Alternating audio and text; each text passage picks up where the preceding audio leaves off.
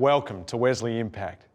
This is the television program of Wesley Mission, where each week we look at an area of our community services work, speak with a member of our staff or a friend of Wesley Mission, and invite you to see a part of our congregational life.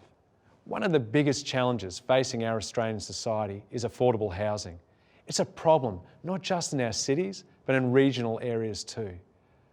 I'd love to introduce you to the wonderful work of our Wesley Community Housing team. This is where we provide low-cost housing for people who, for whatever reason, cannot afford to pay full rent.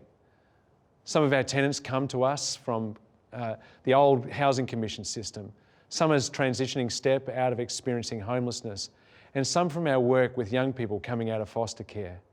Ron, who I've met, is one person who's been a reliable tenant of Wesley Community Housing for over 14 years and who is benefiting from a recent refurbishment program we're rolling out across the state of New South Wales.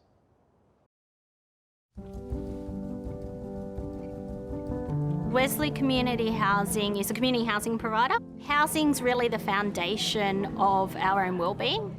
As a faith-based service, we really look at the whole of the person. We're not just about the transactions, we're not just about someone has a place to stay, we want someone to sustain the tenancy that they're in and to be the best person that they can be in that tenancy.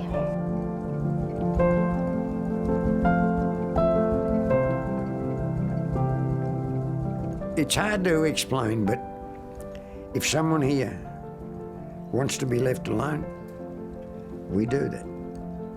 Just do your own thing. If they want to engage, we do it, you know. We have barbecues every now and again, and, you know, poker nights and things like that. And it's a nice place to live.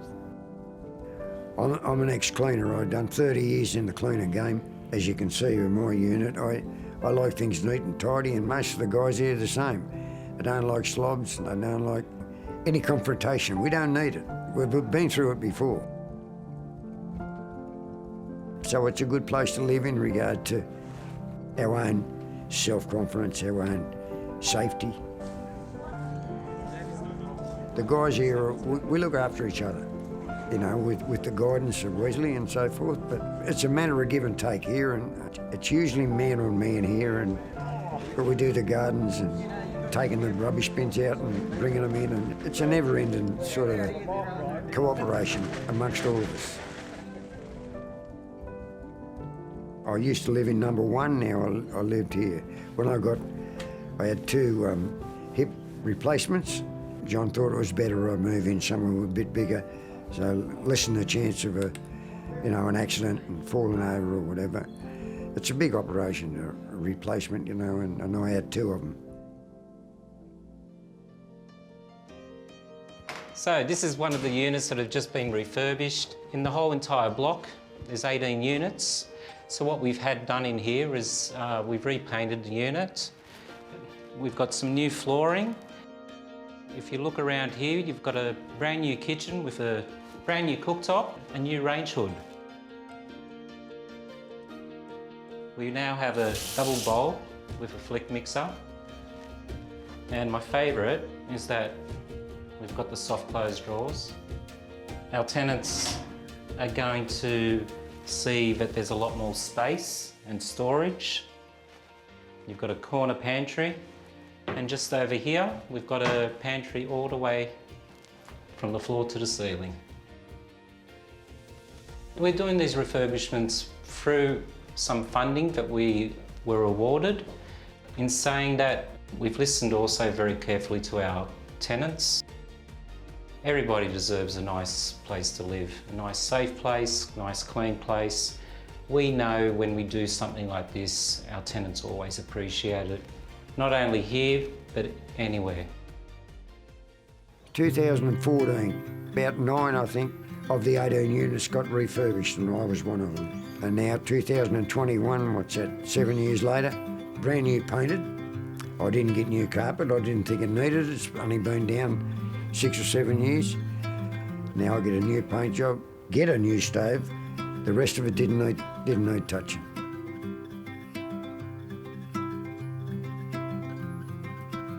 Across New South Wales, we currently have, for our community housing programs, 411 tenancies, and they consist of very short-term tenancies up to 3 months, slightly longer term up to 2 years, and then properties like this property, which are longer-term tenancies as long as the tenants need it. Our properties in Newcastle, Lake Macquarie, the Central Coast, across Sydney, and quite a big number out here in southwestern Sydney. We will house anyone from 16 all the way through to 100 if they need housing. Well, I've got photos of my 2 ex-wives, I've got photos of my stepchildren, 4 of them, and I've got photos of my own children, 3 of them. And they comfort me. You know, I don't look at them with hatred, I look at them as, I used to love that woman, I spent a lot of time with her. And the kids, they've all grown up, they're men now, 50 odd. It pleases me too, to look back. You don't stop loving someone even if you get divorced.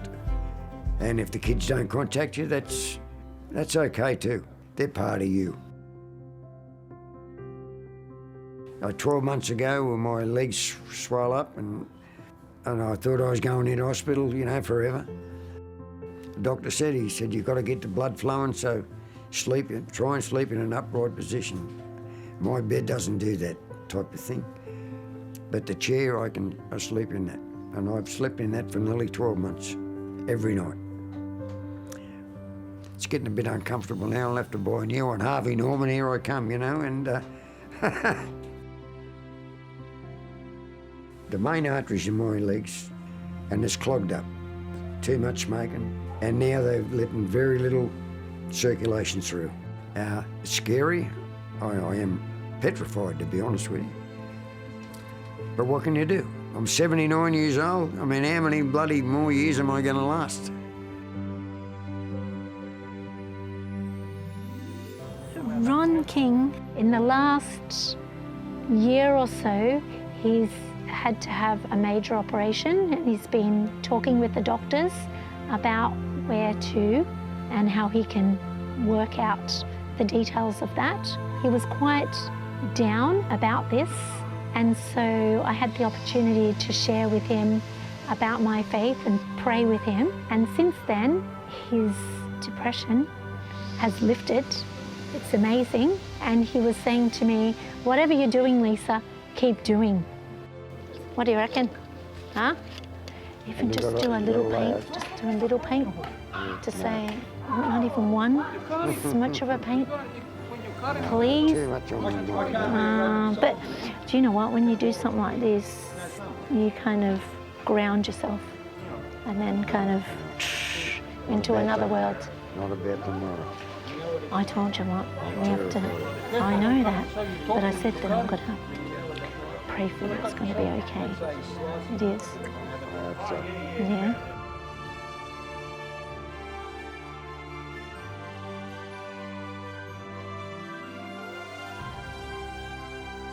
It's a nice little flat. I keep it nice and tidy. I do what I can. But you shut the door of a night and it's empty. Just me. And that's when the terror about what's upcoming starts to get you, you know, and it's very easy to get depressed, very easy to let go and just say, oh, it's bugger it, you know, I give up. 8 months ago, I didn't know whether I was coming or going. You know, it sounds strange from a Western Suburbs bloke to say you're scared, but I was. At my age, you know, there's probably 3 in 10 would get up. You know, I'm like the chook in the barnyard, you know, I'm running the other way. But Lisa calmed me down, told me that things will get better, you know, just try and relax. And she gave me support, a lot of support.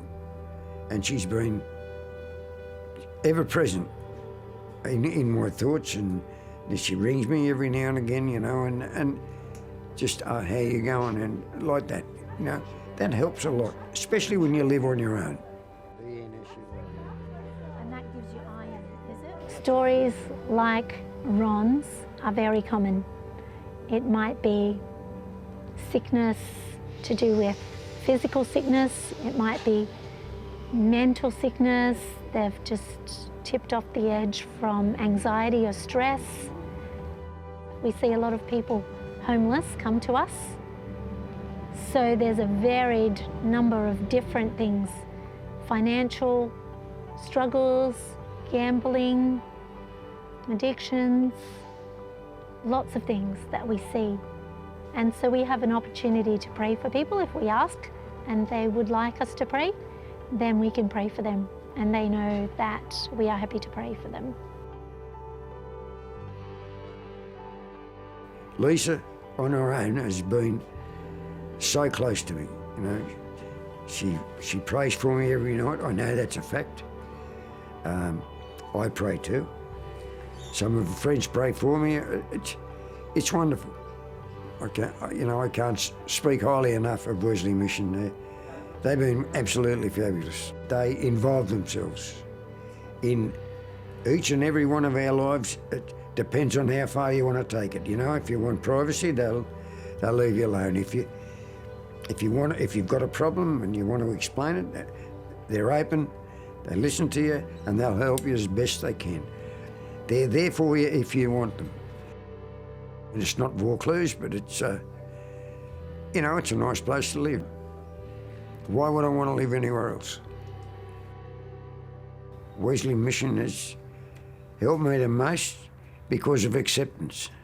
They accepted me rather than me accept them.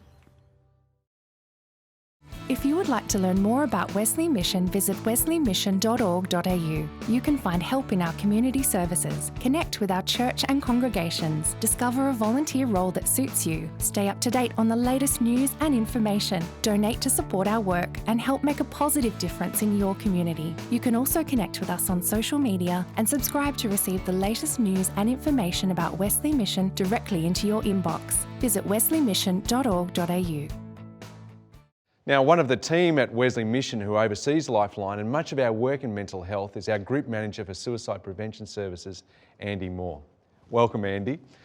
You have a really big role here at Wesley Mission, and part of that is looking after Lifeline and mental health services. Tell us about your role and what that encompasses. Yeah, so I look after Wesley Mission's health, conferences and education services, and that's a very broad patch. My youngest client in our out-of-school hours care is 5, and my oldest in our retirement villages is 105, and so it's travelling through everything in between.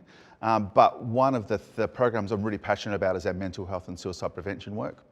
Mental health and suicide prevention is a theme that we have which touches young people, especially through the pandemic, right up to our older people in our retirement villages.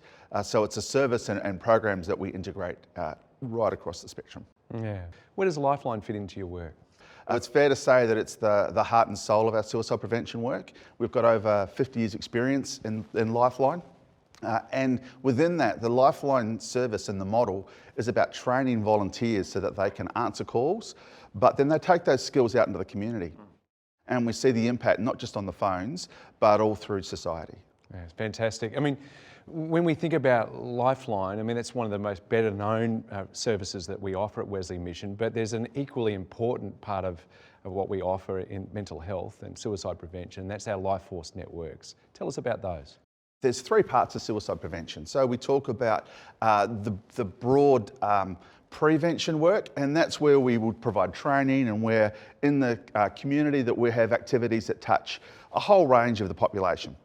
Then we talk about interventions, and that's when there's someone who might be in distress. And so Lifeline is an intervention service. When someone's not doing well, they can make a phone call or send a text, and they can get that support that they need.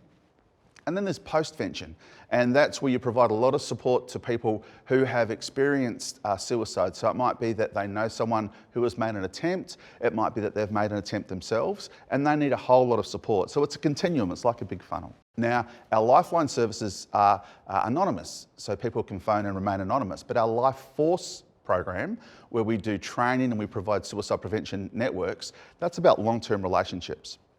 So that's working with individuals and with communities and helping them on that journey as they prepare to help people in their community who may be thinking about suicide, or if they've experienced someone in their community or in their family that has attempted to take their life. Now, these LifeForce networks, they're all around Australia, regional areas, rural areas, city areas. Tell us about our spread. Yeah, so essentially what a LifeForce network is it's really similar to a community group. It's similar to a Rotary or a Lions Club. It's where there's a cluster of people who are passionate about mental health and suicide prevention, and they're working together in that community to make a change. Every network looks different because every community is different, and no one size fits all. So there's about 120 networks that we're supporting at the moment around Australia. Some of those are Indigenous specific out in remote areas, some of those are in mining towns, some of those are in large cities, some of those are culturally specific groups, so we have programs that might work with different language groups or different cultural groups. So they're very diverse, but the research that's come out recently from the University of Melbourne has shown that everywhere that we have a LifeForce network, there's a reduction in suicide by at least 7%, up to 17%. So the research shows that it works, and the reason it works is because people in that community know what the problems are, and often they know how to fix it, but they need someone like Wesley Mission to come alongside and to equip and empower them to do it. Yeah. So it's all about empowering communities, strengthening the bonds within communities. Yeah. I mean, this is vital work, and you know, we've been in a season here in Australia where there's been increasing demand on mental health services. You know, what motivates you, what motivates your team in the work that you're doing? It's not easy work. It has lots of challenges, lots of joys, but also lots of sorrows. Talk to us about motivation. My favourite part in the Bible is where they ask Jesus, they try to trip him up and they say, you know, what are the most important commandments? What are your underlying commandments? And Jesus spins it and he says, well, you got to love God, you got to love your neighbours, and you got to love yourself. And so my belief in the work that we do is that if we help people who are struggling to be able to look after themselves, to practice self-care, they've got enough capacity then to work with their neighbours and to love those around them. And when we get that working, they've got the capacity to connect with God and to see how God can have a greater influence on their lives and on their community.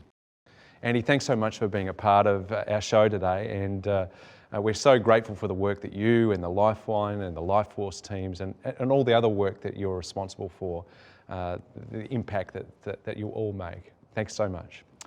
So if you need support or would like to speak to someone immediately, you can call Lifeline anytime on 131114 at any time. I'll be back in just a moment. I think people are amazing. We can turn dark to light. We can fly through storms. We can change worlds, but we can't always do it alone. If you need help, we could work together. Find out more at wesleymission.org.au. We are here for you. In my sermon series this week, we're continuing on the theme of soft hearts. I've previously spoken about having hearts that are softened by the compassion of Jesus. The compassion that Jesus showed people from all walks of life shows us how to have hearts that are open to help people, to show compassion to others, and to be open to the promptings from God. Today we pick up our sermon as I talk about the importance of prayer.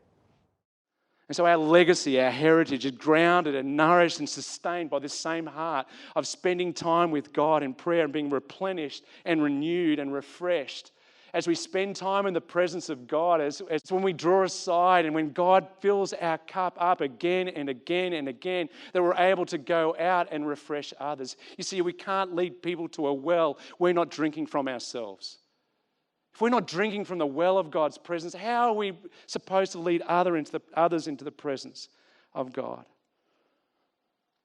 You see, the work that we're called to do, it's not our work. It's His work that He invites us to participate in. I mean, Jesus said, I am the vine, you are the branches. If you remain in me and I in you, you will bear much fruit. Apart from me, you can do nothing. And there are two very clear messages for us. We don't produce fruit, we simply bear it. And that apart from Jesus, we can do nothing. We can be a hive, a flurry of activity. We can be rushing around all over the place, trying to do great things for God. But if we're not doing it in His strength, in His power, in His direction, it will come to nothing. It's only as we draw aside, as we are replenished and renewed by Him, as we're restored by Him, as we get our marching orders from Him, it's only then are we able to bear the fruit that He's calling us to bear. And Wesley Mission, again, when you read our history, we've always been at our most fruitful when we've been at our most prayerful. You see, we were birthed out of prayer. We've been sustained by prayer, and we'll be carried forward by prayer. I'm passionate about this. It was W.G. Taylor again who said, if we're to expect Pentecostal results, we're going to require Pentecostal methods. Amen? And what does he mean by that? He means drawing aside in prayer and prioritizing that above all else, before all else. And that's what the story of the mission was in those early years. 10-day seasons of prayer, all-night prayer meetings. In 1891, there was a prayer meeting that was involving the staff where W.G. Taylor said it was like the fire of Pentecost fell on us. Amen? Bring it, Lord. Bring it, Lord.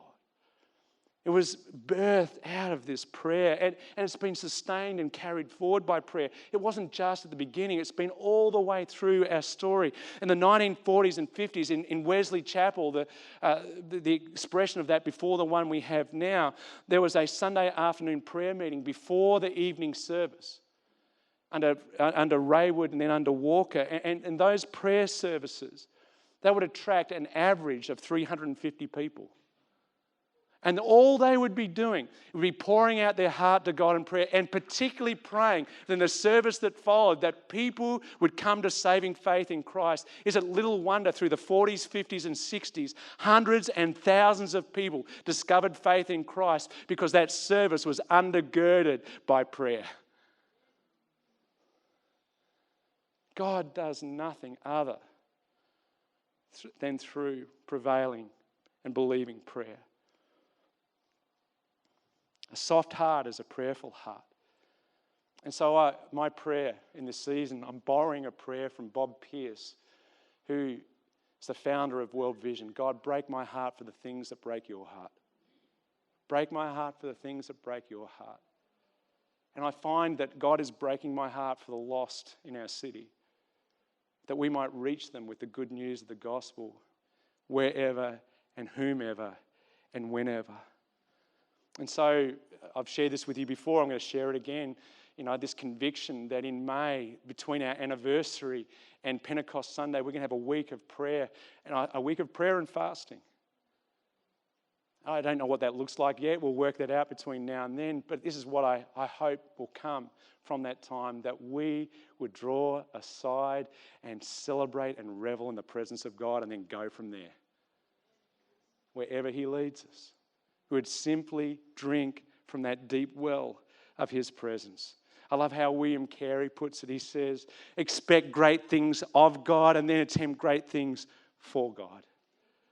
But it starts with expecting great things of God. A soft heart, it's purpose-driven, it's passionate, it's prayerful, and finally a soft heart is persevering. Again, I'm going back to W.G. Taylor, but when he started at York Street Methodist Church, and when the Central Methodist Mission was birthed, friends and others were trying to convince him not to do it. They said, if you go there, take your coffin with you. You're going to need it within the first year. He didn't have great health. York Street Church at the time had a reputation for, doing bad things, the clergy that led it. Most people thought it didn't have a future, and this was a crazy idea. But over his leadership from 1884 to 1913, 29 years, the Wesley Mission was birthed and flourished, and hundreds, thousands of people came to faith, and ministries were started and pioneered. I will unpack the perseverance shown by one of my predecessors, W.G. Taylor, next week, and we will see how his soft but persevering heart was foundational to the development of Wesley Mission and much of what we continue to this day. That will be next week, and I hope you can join me then. At Wesley Mission, we see kindness change kids' worlds. You can find out more at wesleymission.org.au. We are here for you. Thanks for being a part of Wesley Impact. I hope you can join me again next week. As always, if Wesley Mission can be of help to you or a loved one in any way, please get in touch. Our contact details are on the screen now. Also, if any part of my conversation with Andy has struck a chord with you, know that there are always people available by calling Lifeline on 131114. There is someone there ready to take your call and speak with you at any time of the day or night.